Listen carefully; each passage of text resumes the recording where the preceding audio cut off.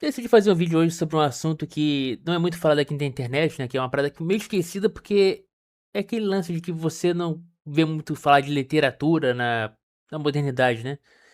Pra quem não sabe, esse aqui é Fernando Pessoa, que é um dos maiores autores da língua portuguesa, né? Considerado como, tipo assim, um dos maiores nomes da nossa literatura, da nossa linguagem, né? Ele não é brasileiro, ele é português. E tem um fato que eu considero muito curioso sobre ele, que é a visão política dele. Para quem não sabe, no período que ele viveu, a Portugal estava sob a ditadura salazarista e ele foi um ferrenho opositor do salazarismo, né? Aí você pode pensar, então ele talvez fosse um cara de esquerda, né? Porque o salazarismo era uma parada fascista. Só que não, ele também era um ferrenho opositor do comunismo. Ele era completamente contra toda essa noção de corporativismo e comunismo. Por quê? Porque ele considerava que o comunismo era o corporativismo que só tinha uma corporação, que era o Estado.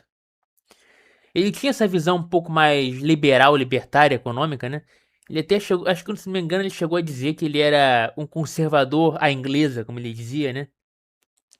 Porque ele não era esse conservador português que é mais pro fascismo mesmo, né? Ele era um cara mais liberal econômico, um cara mais tipo Cromwell, né? Outro importante figura do conservadorismo inglês. Talvez muito porque a visão política dele tenha sido influenciada pela visão dele religiosa também, né? Porque ele era um cara que ele era anticatólico, ele... Não anticatólico em si, ele era um pouco anti-hierarquia, sabe? Ele costumava se considerar como um gnóstico, gnosticista, né? Mas não que ele tivesse tipo, uma preferência real pelo gnosticismo, não que ele fosse um grande pesquisador do que era as seitas gnósticas e tal naquele período. É mais que ele não gostava do conceito de como a Igreja Católica se envolvia na política, em todos os âmbitos da cultura portuguesa.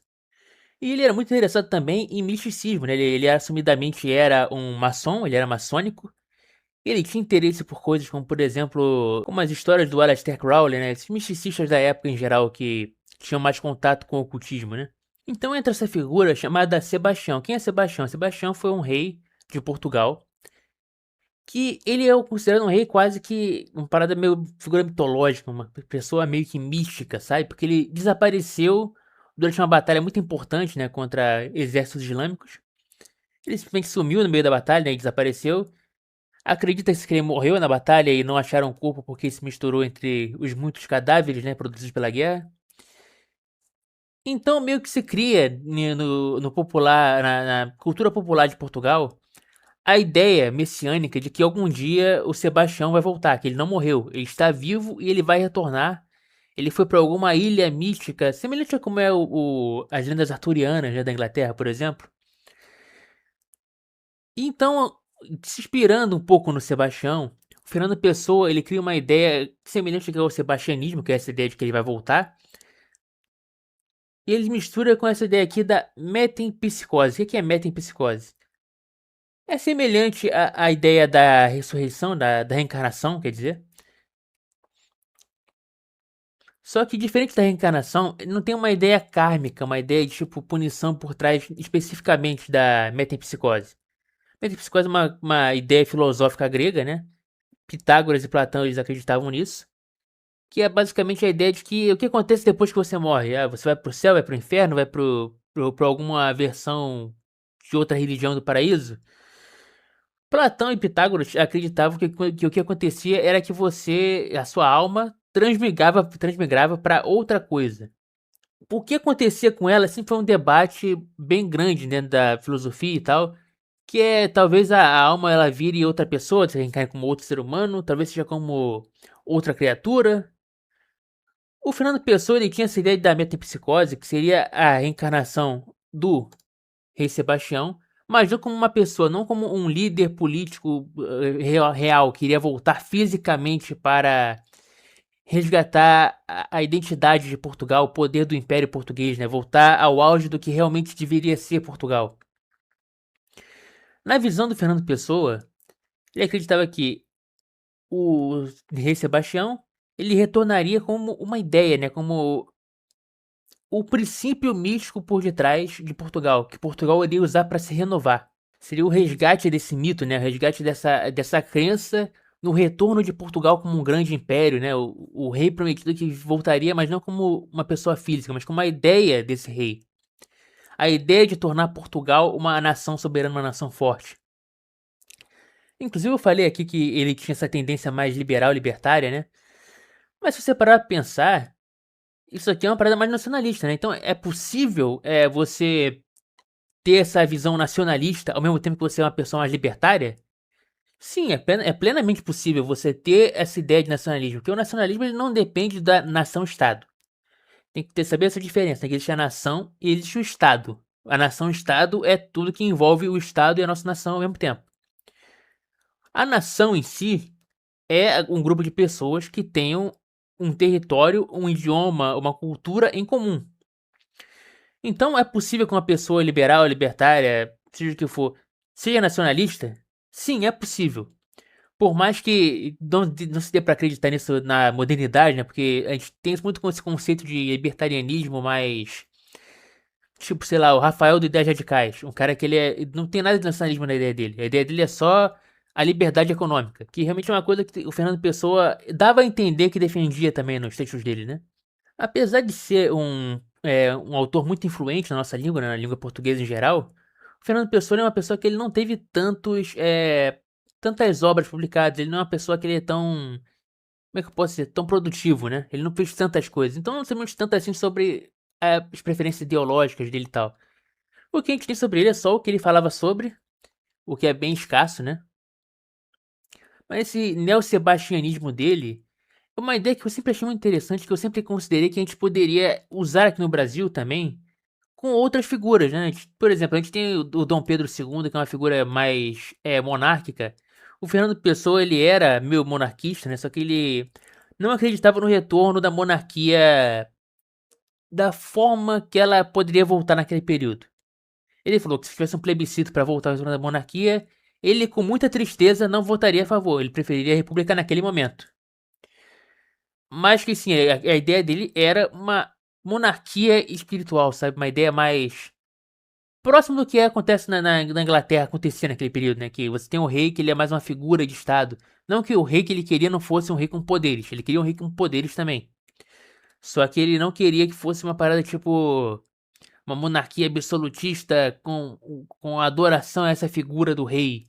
Tanto que ele usa o Sebastião justamente porque ele é uma figura mitológica, uma figura que não vai retornar, uma figura que você poderia se inspirar nele filosoficamente, espiritualmente, de forma mais mística, né? Sem precisar adorar uma figura real humana, né? Seria mais a ideia do sebastianismo, a ideia de retornar com o Sebastião. A ideia do rei que vai retornar para libertar o povo, libertar o império, trazer de volta a nossa grandeza. E muita gente poderia preferir usar o Dom Pedro para isso, porque ele foi uma figura, o Dom Pedro II para isso, porque ele foi uma figura real, uma figura que queria governar o Brasil e foi impedido pela Revolução da República, né? Mas eu acredito que a figura que seja mais próxima da nossa realidade atual, do que a gente deveria resgatar como ele resgatou o Sebastião, de uma forma mais espiritual, uma forma mais mística, uma forma mais como um pilar da nossa civilização brasileira, seria o Tiradentes. Pra mim, o Tiradentes é a figura, tipo assim, que você deveria admirar mais, né?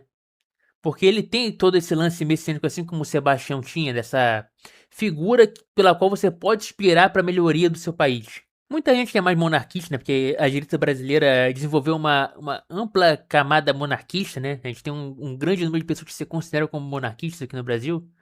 Pode ter um certo desgosto, um certo ódio do Tiradentes, né?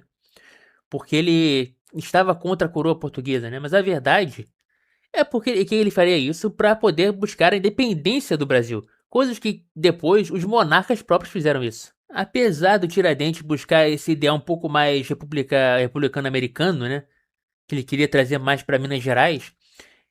É fácil reconhecer ele uma figura que queria sim o melhor para o Brasil. Ele queria construir uma universidade. Ele queria que a Minas Gerais pudesse industrializar, não depender só da mineração. E são coisas que a gente devia buscar hoje em dia, né? A luta contra os impostos altos, a liberdade do povo brasileiro em geral. É uma figura que, na minha opinião, o Tiradentes ele deveria ser mais bem visto do que ele é atualmente. A direita meio que esqueceu muito o mito do que era o Tiradentes, né, cara? A gente ignora muito ele hoje em dia. Só que eu vejo nele essa figura da independência brasileira, de um liberalismo econômico, de uma industrialização do Brasil, do reencontro com o academicismo, sabe? O retorno à criação de universidades. Além do fato dele ter sido o único membro da Conferência Mineira a ser executado, né? Ele foi o único que meio que morreu pelos outros, né? Como a gente costuma dizer na religião, né? Ele tem esse negócio mais messiânico. Tanto que você vê que essas representações dele se assemelham muito a Jesus Cristo, né? Quando na verdade essa aqui era mais próxima da realidade, né? Esse aqui é mais próximo do que deveria ser o Tiradentes real. Mas eu acredito sim que é plenamente possível a gente resgatar essa imagem do Tiradentes, não com uma pessoa real que existiu, mas com uma figura do nosso uma quase um folclórica, né? Uma figura que você consegue identificar como uma figura de herói nacional, um ser que você consegue se associar à liberdade do nosso povo. E esse resgate, assim como o resgate do sebastianismo na visão do Fernando Pessoa, é uma parada muito difícil de você ver, uma parada muito difícil de você alcançar. Eu sei que esse aqui também é uma parada que você dificilmente vai ver em vida o povo brasileiro voltando a ter uma admiração pelo nacional, voltar a admirar o Tiradentes e outras figuras históricas do Brasil dessa forma mais mitológica, né?